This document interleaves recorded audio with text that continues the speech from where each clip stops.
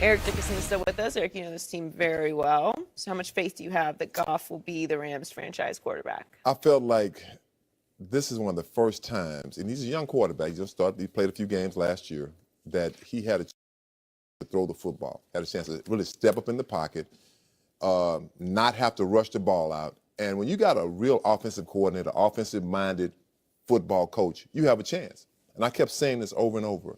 I did not want to see what happened to Jeff George in Indianapolis when I was there. Didn't give him a chance, no offensive coordinator. Offensive line was terrible. And now I think that we have some kind of a chance with a young offensive-minded coach. Matt LaFleur, the offensive coordinator. Sean McVay is an offensive-minded guy. You know, not all defense. You know, so I feel like that he could be that guy. He made some great throws Saturday night. He really did. I mean, impressed me. Can't run. I don't think he's thinking about running too much. But some of the throws he made were top-notch throws. I mean, they were NFL throws. I'll say it again. It's preseason. Okay. You know, I got to, it's only preseason. Played against the Raiders. Not a great defense. Oh, okay. But the starting defense is bad. Yeah. So what about the second and third? But still, I say it again.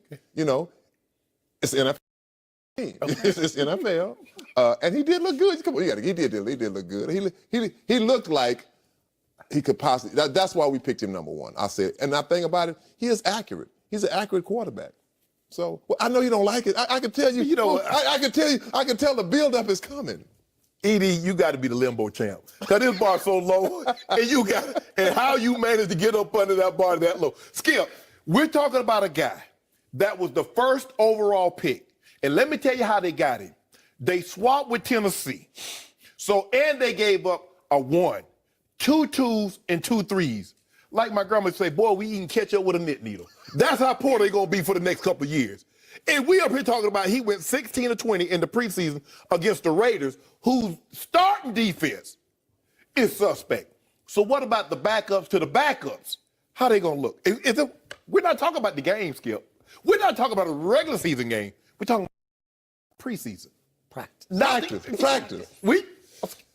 It's still NFL, though. Hey, don't cut it. Go ahead. Okay. In 2 weeks, what will some of these guys be doing? Driving beer trucks, grad assistants, or working at UPS. And I'm supposed to believe that not all of a sudden. Okay, it's a nice start. But I'm not putting 16 or 20. I want to see the first game when they play real, and we're going to blitz it. Because, you know, you don't even watch film of the opposing team in the preseason until week 3, Skip. Because that's when you start game playing. ED, won't you tell the truth now? You're going to come up and tell the regular thing. Wait a minute, hold on. You know I'm going to always tell the truth. She asked how did he play in that game. Okay.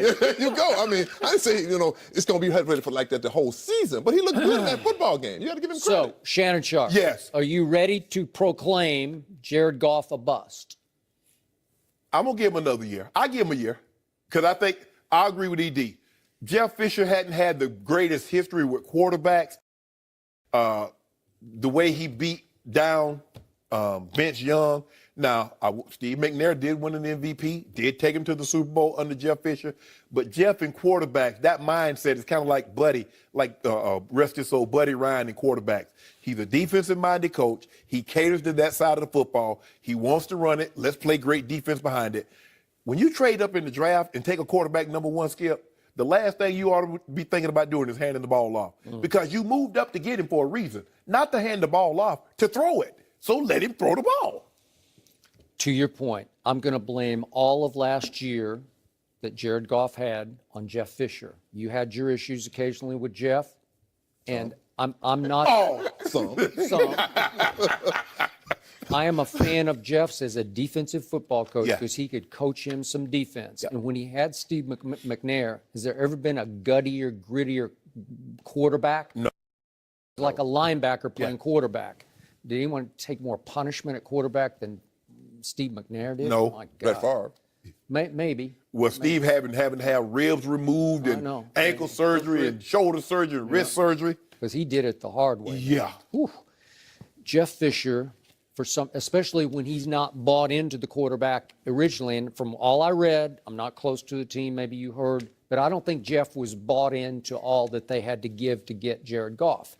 And he clearly wasn't bought into Vince Young in Tennessee. And I know Vince, and I've said it many times before, I believe Jeff Fisher wrecked Vince Young, derailed his career. I know Vince has to take some of the responsibility for it himself, But Jeff Fisher went out of his way with his media ties, and he has a lot of voices in the media who he was close to ruin Vince because he just didn't like him. He didn't like the way he comported himself, and he didn't want it in the first place. What was Vince, the third overall? Third. Yeah.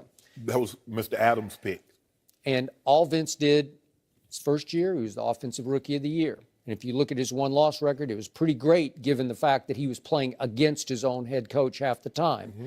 And I'm not saying that Jeff made it that hard on Jared Goff, but he just has no use for rookie starting quarterbacks because they don't get the head coach anywhere. And Jeff was just hanging on barely to winning games. So he's going to go with whoever he thinks can win him the games. Right. And he thought last year, who was it, Sean Mannion or whatever? No, they didn't play Sean. They played Sean in the preseason. Yeah. I can't think of the quarterback who started. Case Keenum, Case Keenum, right. Yeah, he thought, well, Right. obviously you'd think that Case Keenum could win more games than Jared Goff, but you drafted Jared that high. You gave that much of a king's ransom for him for a reason.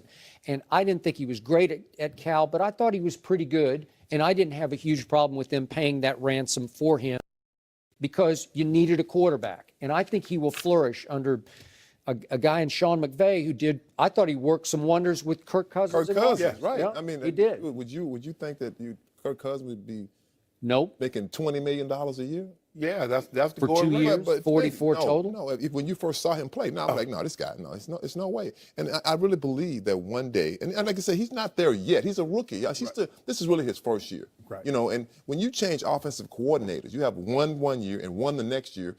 It's hard on anyone. It's a running back. When you play in a system over and over, you get used to that system. The offensive line, you play up the same offensive line. They start knowing each other. The running back, they know each other. That's what makes you roll. I mean, it's the same thing when you played in. Well, hell, that offensive coordinator he had last year, he didn't remember any of the plays, so it should be easy to move into Sean McVay. Well, first of all, when you watched the offense last year, I knew what they were going to do. I said, okay, the first play going to be an off tackle play. They're going to probably stuff that. The next play going to be a check.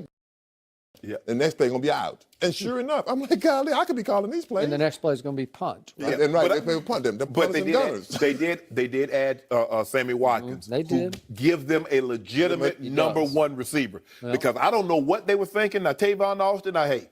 But you can't have 5'8" slot receiver being your number one receiver. That's not going to cut it. I like Tavon coming out in the draft, but he has not lived up to being an outside receiver. No, do you like that 300 yards? He had that couple of big games, and he ran that 4.2 coming out the combine, and he just moved up the draft boards. Yeah, but like it's Tavon is a guy that you put in the slot. You do gadget plays versus pitch the ball to him in the back. He's not a guy that's defense going to say, we have to double cover him. No. They don't worry about that. And you know what? I think that kid they drafted out of Eastern Washington in the third round, that Cooper Kupp, he caught a touchdown pass from Jared Goff the other night. He looks like he can play. He reminds me of Edelman, a guy that he's not. But how's he get open?